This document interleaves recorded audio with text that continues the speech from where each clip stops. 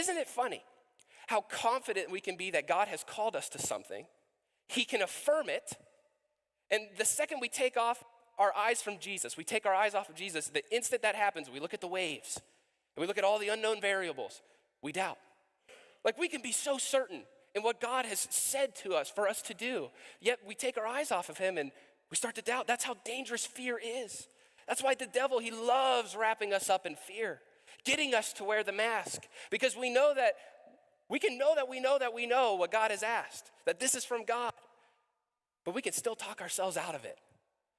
And that's what the fear mask does. And this is where I was in Megan and I's relationship. I knew what God had said. He had given us all of these people around us who were praying for us and affirmed us and said, go for it, get married. Yet I still had fear. And what got us through that engagement season, I'll be honest, Megan will tell you, is that we had to remind each other of this truth all the time, is we already knew what God had asked us to do. We already knew that he had called us to be married. We knew what the next step was.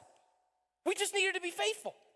We needed to just shut out all of the white noise that the devil was pumping us full of, the fear, the lies, the doubts, and anything that just did not align with what God had already said was true for the two of us. Man, we had to step into it anyways.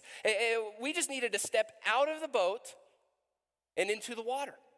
What I was doing is I was just standing in the boat. I was like the disciples. I'm standing in the boat. I'm looking at Jesus. And Jesus is inviting Peter, knowing what God is calling me to do. And I'm standing in the safety of my boat. And I'm waiting on Jesus to come hold my hand.